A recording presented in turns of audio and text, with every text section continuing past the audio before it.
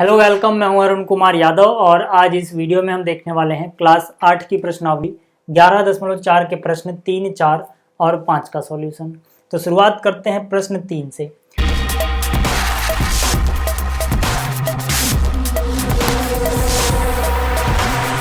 देखो जो प्रश्न 3 है इसमें क्या बोला गया, पहले इसको समझो। इसमें बोला गया है एक ऐसे घनाभ की ऊंचाई ज्ञात कीजिए जिसके आधार का क्षेत्रफल 180 वर्ग सेंटीमीटर है और जिसका आयतन 900 घन सेंटीमीटर है। तो कहने का मतलब है कहानी में है एक घनाभ।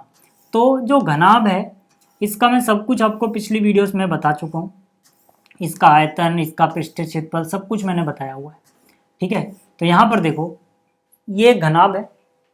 मान लेते हैं इसकी लंबाई l है, इसकी चौड़ाई b है और इसकी ऊंचाई h है। ठीक है, माना ऊंचाई कितनी है h, आप लिख लेना माना ऊंचाई बराबर h। तो यहाँ पर जो इसका आधार है, ठीक है, आधार आप समझते हैं, ठीक है, ये जिस पे ये टिका हुआ है इसके नीचे वाला हिस्सा, ठीक है, इसके आधार का जो क्षेत्रफल है वो हमें बता दिया गया। ठीक है, इस आधार का जो क्षेत्रफल है वो हमें बता दिया गया है। कितना बताया है? 180 वर्ग सेंटीमीटर। ठीक है, यहाँ तक समझने में कोई दिक्कत नहीं होगी। अब जो इसका आयतन है वो हमें बता दिया गया है। कितना बताया है? 900 घन सेंटीमीटर। ठीक है, अब यहाँ से देखो, यहाँ से आपको समझना क्या है। पहली बात तो ये घनाभ का आयतन होता है लंबाई गुणा चौड़ाई गुणा ऊंचाई, ये मैंने आपको बताया था। तो आयतन के नीचे आप ये लिख सकते हो क्योंकि आयतन का ही फॉर्मूला है। और ये कितने के बराबर आया? 900 घन सेंटीमीटर के। अब यहाँ से आपको ऊंचाई निकालनी है और आपको पता है आधार का क्षेत्रफल। अब जरा ध्यान से देखना जो मैं करने वाला हूँ यहाँ पे।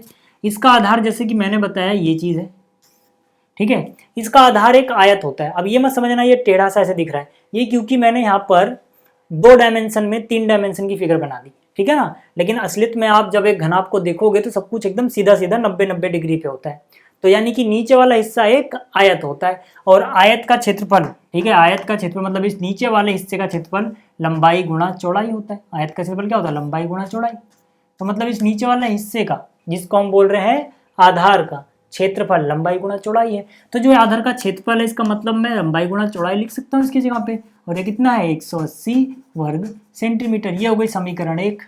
अब समीकरण 1 में देखो लंबाई गुणा चौड़ाई कितने के बराबर है? 180। तो यहाँ पर जो लंबाई गुणा चौड़ाई आ रहा है इसकी जगह मैं क्या लिख सकता हूँ? इसकी जगह मैं 180 लिख सकता हूँ। तो इसकी जगह अगर मैंने 180 लिख दिया तो h की जगह तो नहीं लिखा ना, h की जगह तो h ही रहेगा, बराबर की जगह बराबर रहेगा, 900 की जगह 900 रहेगा। ठीक है, अब यहाँ से अगर आप h निकालना चाहो तो ये और ये गुणा में है चिपका के लिखें, मतलब 180 आ जाएगा नीचे भाग में।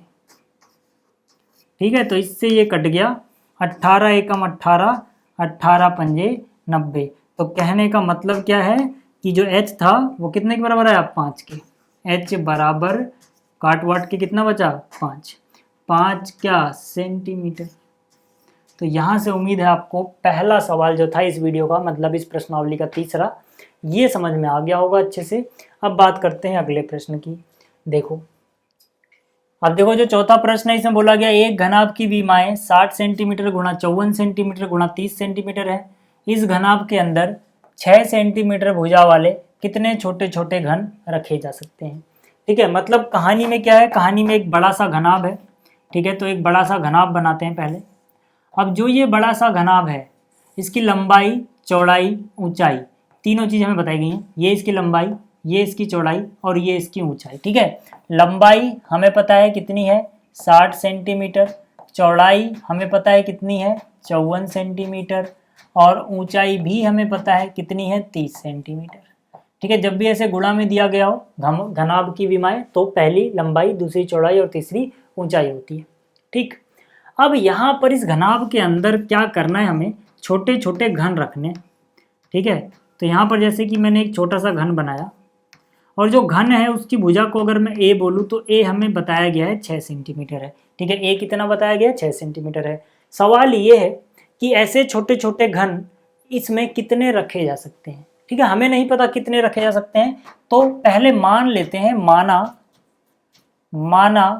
n घन रखे जा सकते हैं। हमने क्या मान लिया कि भाई टोटल n घन रखे जा सकते हैं। अब देखो कहानी में आगे हम दिमाग क्या लगाएंगे या कॉन्सेप्ट कैसे लगाएंगे। सिंपल सी बात है, सोचो हमने एक घन रखा, दो घन रखा, तीन घन रखा, चार घन रखा, ऐसे रखते रखते कितने घन रखे हमने n घन रखे। जब n घन रखेंगे जब ये पूरा फुल हो जाएगा, ठीक है, क्योंकि n ही घन इसके अंदर आ सकते हैं। तो एक सिंपल सी बात होगी कि यहाँ पर, ठीक है, n घन जो होंगे वो सब मिलके उतनी ही जगह घेरेंगे जितना ये अकेला घेर रहा है, ठीक है ना। n घन कितने होंगे, n क्या है हमें नहीं पता, n 5 हो सकता है, 10 हो सकता है, 15 घन रख सकते हैं, कुछ भी हो सकता है, ठीक है। लेकिन जितने भी घन रखे जाएंगे सब मिलके इसकी सारी जगह घेर लेंगे। मतलब जितना इस अकेले का आयतन है, जितनी अकेले जगह घेर रहा है वो इसका आयतन है, ठीक है, वो n घन को मिला के आयतन बनेगा। तो यहाँ से हम कह सकते हैं n घनों का आयतन जो होगा, ठीक है, एक का नहीं सबके सब n का, वो बराबर होगा घनाभ के अकेले के आयतन के, ठीक है। अब आपको पता है एक घन का आयतन कितना होता है, एक घन का आयतन होता है भुजा का घन लगा दो a क्यूब, अगर इसकी भुजा a है तो a का घन, ठीक है। ऐसे ऐसे कितने घन है, ऐसे ऐसे n घन है भाई। एक का आयतन a क्यूब तो n का आयतन n a क्यूब, ठीक है, n से गुणा कर दी। और घनाभ का आयतन लंबाई गुणा चौड़ाई गुणा ऊंचाई, ठीक है। तो यहां से मैं कह सकता हूं n का मान कितना होगा, लंबाई गुणा चौड़ाई गुणा ऊंचाई, और जो ये a का घन है ये नीचे आ जाएगा, गुणा वाली चीज नीचे आती है, हमें n निकालना था, n हमें पता लग गया। तो यहाँ पे आ जाओ, लंबाई कितनी है 60, चौड़ाई कितनी है 54, और ऊंचाई कितनी है 30, डिवाइड बाई a का घन, a कितना है 6, 6 का घन मतलब 6 गुणा 6 गुणा 6, ठीक है ना। अब इसको काट लो यार बस, 6 एकम 6, 6 पंजे 30, काट के आया 5, 6 एकम 6, 6 निम 54, काट के आया 9, 6 एकम 6, 6 दुआ में 60, कितना आएगा गुणा करके, 9 गुणा 5 करोगे 45, 45 को 10 से गुणा करोगे 450, 45 के आगे एक जीरो लगा दो यार, तो n बराबर आया 450, मतलब इसके अंदर टोटल 450 घन रखे जा सकते हैं, ठीक है। तो चौथा सवाल हो गया। पांचवे पे आते हैं भाई। पांचवा सवाल है, इसमें हमसे बोला गया है एक ऐसे बेलन की ऊंचाई ज्ञात कीजिए जिसका आयतन 1.54 घन मीटर है और जिसके आधार का व्यास 170 सेंटीमीटर है। तो कहने का मतलब है कि हमारे पास इस कहानी में है एक बेलन, ठीक है, बेलन की ऊंचाई को मान लेते हैं h, ठीक है, आप लिख लेना माना ऊंचाई बराबर h, ठीक है, मैं लिख ही देता हूँ, ठीक है, ये सब लिखना होता है, माना ऊंचाई बराबर h, ठीक है। और इसका व्यास, ठीक है, इसका व्यास हमें कितना बताया गया है 140 सेंटीमीटर, ठीक है, और त्रिज्या को मान लेते हैं r, ठीक है, ये पूरा व्यास है, त्रिज्या इसकी आधी होगी, ठीक है। तो त्रिज्या कितनी हो जाएगी बताओ, त्रिज्या हो जाएगी 140 का आधा, ठीक है, 140 का आधा यानी कि 70 सेंटीमीटर, ठीक है ना, 70 सेंटीमीटर, ठीक। अब यहाँ पर देखो जो आयतन है वो है 1.54 घन मीटर, ठीक है, जो आयतन है, आयतन जो है वो कितना है, वो है 1.54 घन मीटर, ठीक है। आयतन का फॉर्मूला क्या होता है, आयतन का फॉर्मूला होता है पाई आर स्क्वायर एच, ठीक है ना। बेलन का आयतन इतना होता है 1.54, ठीक। अब क्योंकि देखो ये मीटर में है, ठीक है ना, घन मीटर में है, तो पहले इसको मीटर में बदल लो। मीटर में कैसे बदलोगे, 100 से डिवाइड करोगे, ठीक है, यानी कि 0.7, ठीक है, मीटर हो जाएगा ये 0.7। कैसे आया देखो, 70 सेंटीमीटर था, 100 से डिवाइड करेंगे, ठीक है, 1 मीटर में 100 सेंटीमीटर होता है, 100 से डिवाइड करेंगे ये मीटर बन जाएगा। एक जीरो से एक जीरो गया, 7/10 को आप 0.7 लिखते हो, ठीक है ना, एक जीरो तो एक के बाद पॉइंट हो जाता है, तो मतलब मीटर में हमें पता लग गया। अब आ जाओ यहाँ पे, पाई का मान कितना रखा 22/7, आर का मान कितना है मीटर में 10.7 गुणा में 10.7, क्योंकि यहाँ पे वर्ग था।